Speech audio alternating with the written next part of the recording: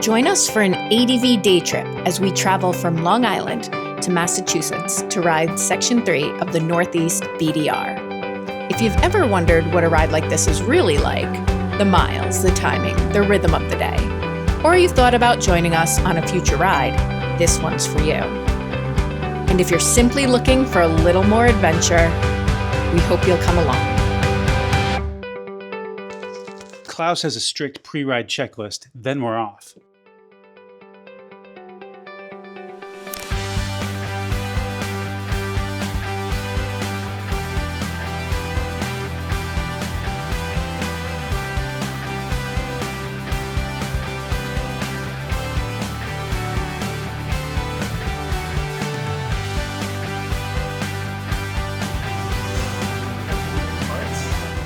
No bikes this trip. Thank you, Jack. Everybody, how's it going?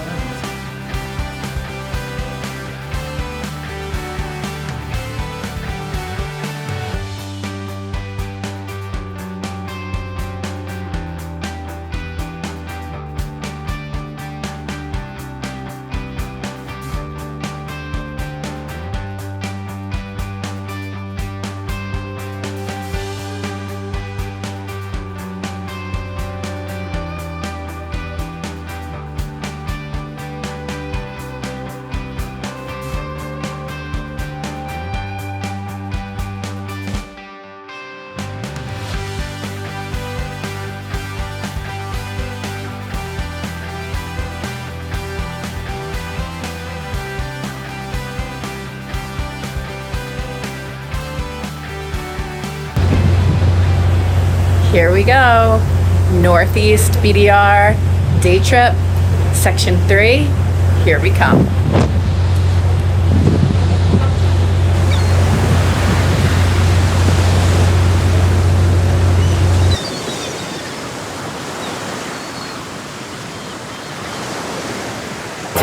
Today is your first full BDR, Northeast BDR day. Okay. How do you feel? Are you excited? So excited. It's going to be like that. It's not going to be gravel. It's going to be more dirt, but there'll be a lot more mud. Well, You guys will get wet. Yeah, You'll get dirty. I think because we got all that rain. That's true. Yeah, remember it was so dry. It was dust. Yes. Yeah. Now it's going to be mud. Yeah, it was the dust. It was crazy. Yeah, exactly. I remember like You did? We didn't bring any.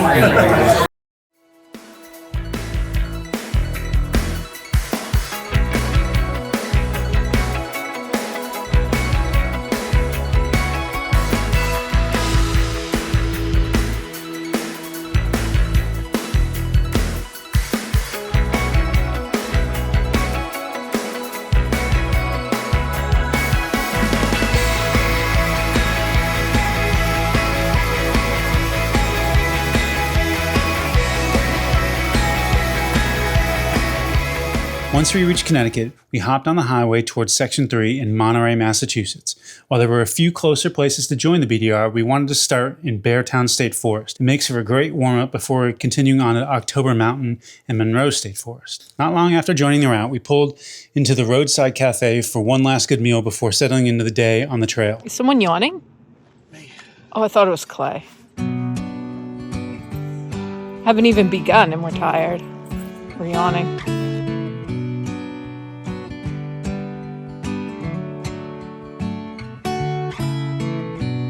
So we made it here to the Roadside Cafe in Monroe, Massachusetts. We're just about to jump on Section 3 of the Northeast BDR. But first, we're gonna fuel up some delicious food here at the Roadside Cafe. Very interesting fact that Roadside works with a place called Gould Farm. Gould Farm is the first residential community in the nation designed to help adults facing mental health challenges. By combining meaningful work, community living, and clinical care, Gould Farm offers a holistic path to recovery. Guests of the farm build skills, gain confidence, and rediscover purpose through their work, like hands-on experience they get here at Roadside. We are so grateful that the Backcountry Discovery Routes goes through towns that have wonderful places like this, and we're always happy to support such a meaningful place.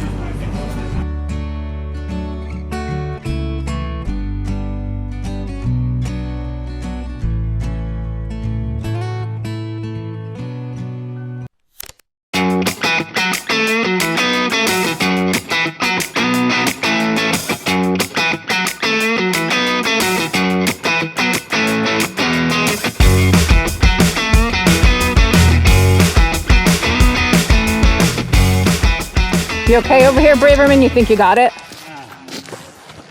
I have extra room in my panniers if you need me to carry something if the bags are shot. It didn't take long for our first trail started repair. Steve noticed one of his bags had worked its way against his catalytic converter and it had started to melt. After a few quick adjustments, we were back on the trail.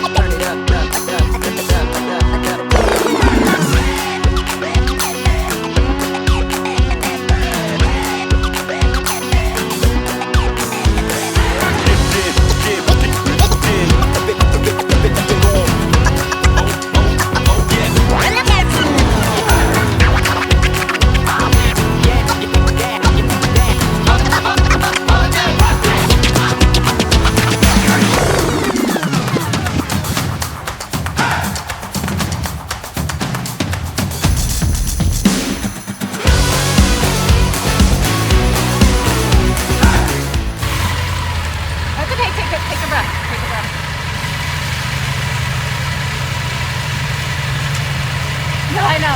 Take a breath, and you'll go right through it. Just when you're ready.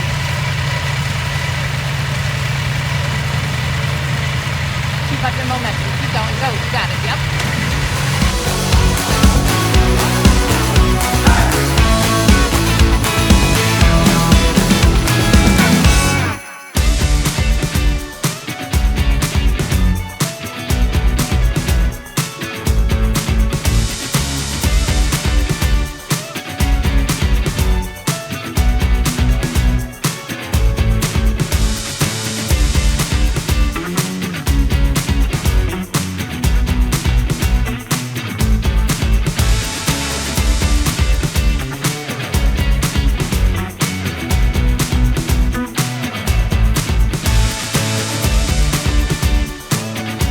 After working our way through October Mountain, Steve's fuel light convinced us to make a quick detour into Dalton for gas, skipping the Peru section, knowing we'd be right back on the route. October Mountain had one more surprise for us, though. Jack had lost a flip-flop somewhere along the trail. Steve spotted it and became our hero for the day, rescuing it so Jack wouldn't have to ride all the way back through the spicy section. By the time we reached the gas station, we discovered Jack had somehow managed to lose the other flip-flop. Jack assumed I was just kidding about him losing a flip-flop, but it was double level trickery. jokester Braverman actually. I guess he was like, I don't want this dirty fucking flip-flop in my top case. I don't know how it fell off, but like It probably did break. Those aren't but, quite all. but one of the two that he had in his top box here. So the story is Jack still has a missing flip-flop. You're gonna hear me in my tent later weeping. Oh, he's throwing it away because it doesn't have a mate. You really don't have the other one, right? Should we play taps or something? It got BDR'd. It got BDR'd. Oh. I need a personal guarantee that you're not hiding the other one. Steve, are you hiding the other one? Situation. I picked up, unless you're hiding the other one. Not me. Watch it all. It's like pass back on the route. I'll be like, there it is. Exactly. By now, the afternoon slump was starting to set in when, like a mirage, a lemonade stand appeared along the side of the road. It wasn't a mirage. It was Via's lemonade stand. We pulled over for a few glasses of fresh lemonade and spent some time chatting with Via and her family. Gentlemen, how's the lemonade? How's the best lemonade ever. Via? Via's your name? Lemonade ever. This is Via's lemonade. This is Via's lemonade stand. We've learned there's an unspoken BDR rule. If you see a lemonade stand, you stop.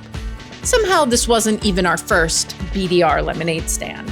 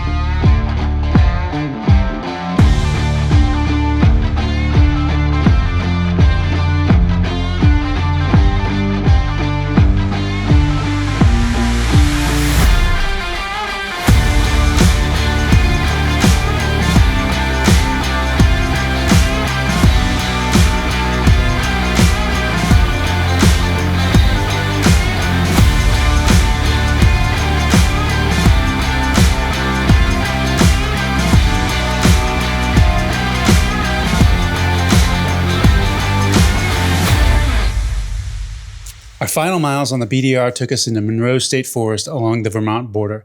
Admittedly, it was a little spicier than I remembered, with rocky climbs, loose descents, and just enough challenge to keep us on our toes. Rocky ledges and a little bit of moisture as well. Honestly, it felt like the perfect way to end the day on the trail. Before calling it a day, there was one stop we couldn't pass up, the Hoosac Tunnel. We'd explored it before, but this time we ventured a little farther into the darkness. Ghosts? We'll let you be the judge.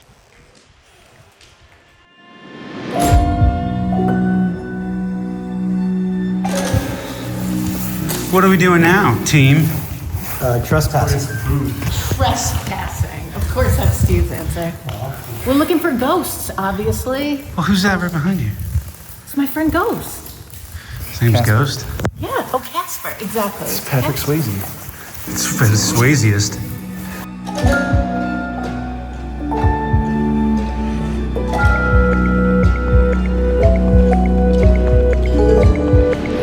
It's a great picture of Jack if it's coming out. I don't know if it's coming.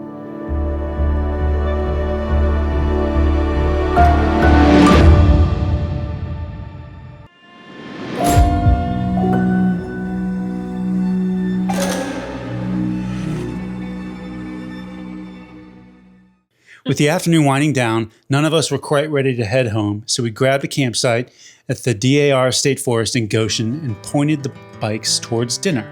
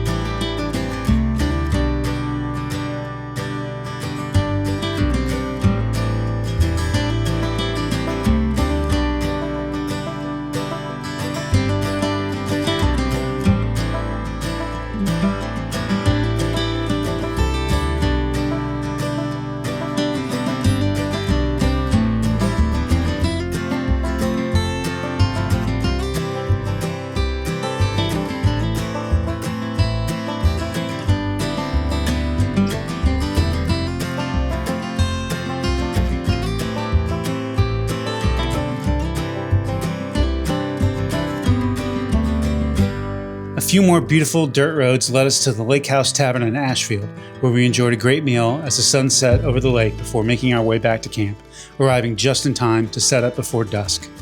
The lake house couldn't have been a better way to end the day. Even though they were busy, the service was attentive, our meals arrived quickly, and everything was delicious. Yes, I ordered the mac and cheese, but the real star of the meal was the homemade potato crisps that disappeared almost as fast as they hit the table. If you find yourself riding through the area around dinner time, we definitely recommend adding the lake house to your itinerary. Sunsets, burgers, BDR.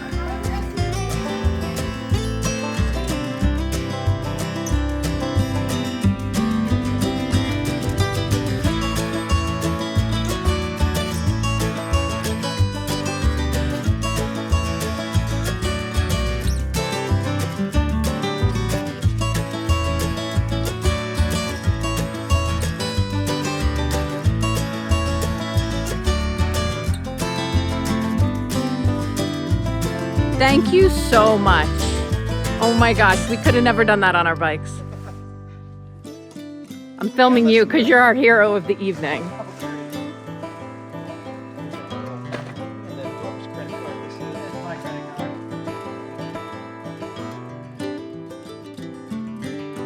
Don't have mics. Someday I might. So first off, where are we right now? Megan Jones We are in Goshen, Massachusetts.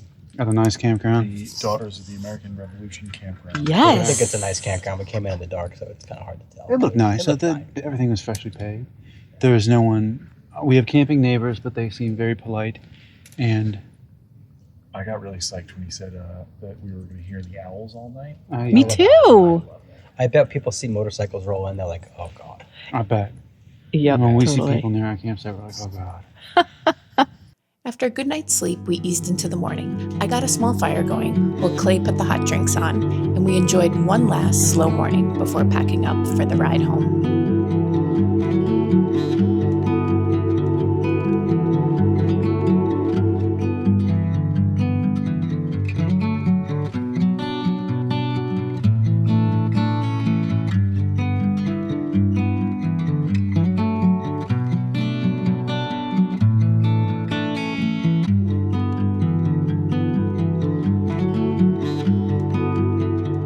Homeward bound.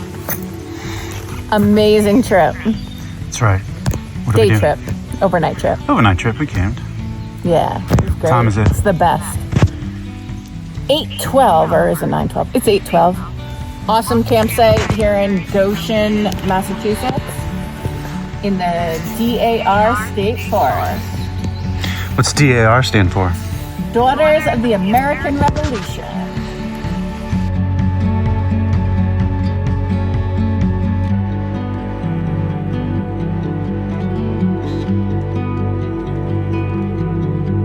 Unfortunately, Steve and I both had places we needed to be, so after breaking camp, we made our way back toward the ferry. We made good time on the highway, and the crosstown ferry crew got us right on the next boat. If you'd like to hear a few candid conversations from around the campfire, stick around for the bonus footage. Otherwise, thanks for spending the weekend with us, and we hope you'll join us on the next adventure. Look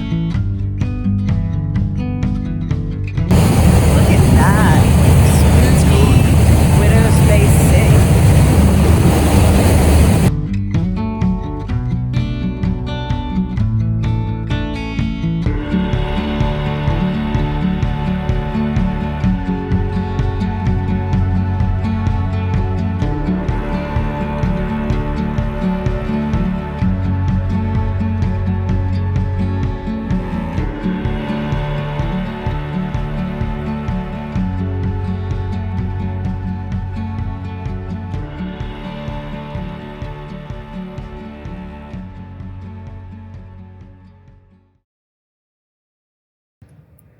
And then we did October Mountain.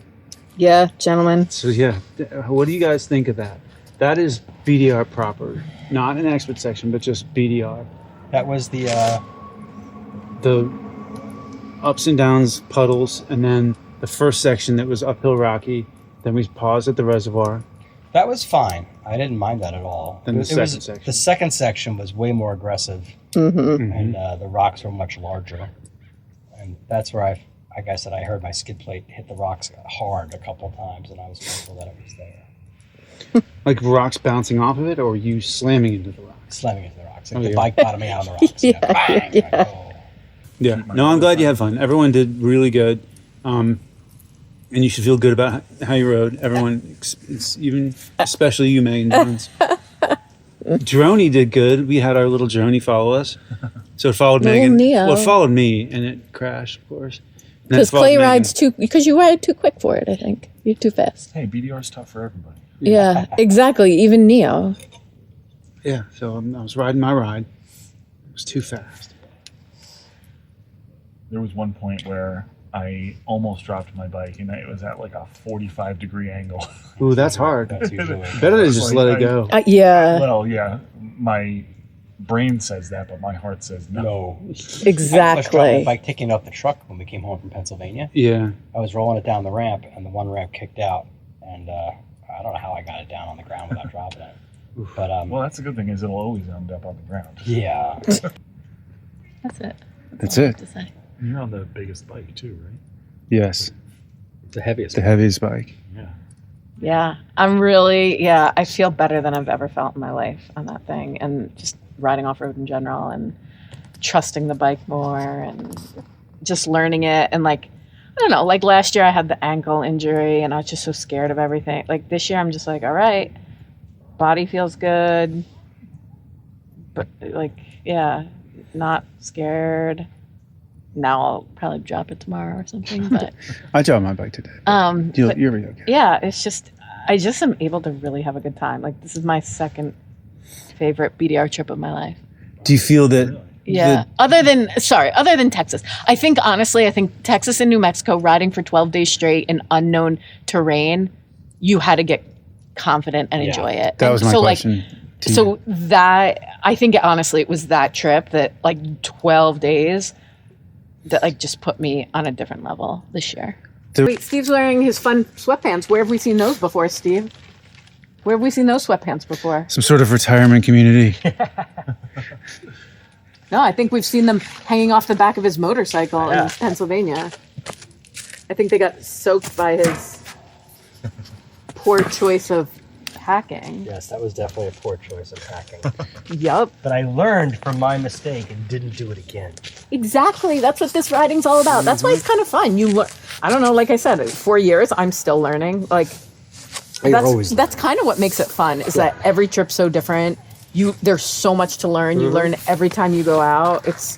That's what I think like one of my favorite things, other than like spending time with people, is learning.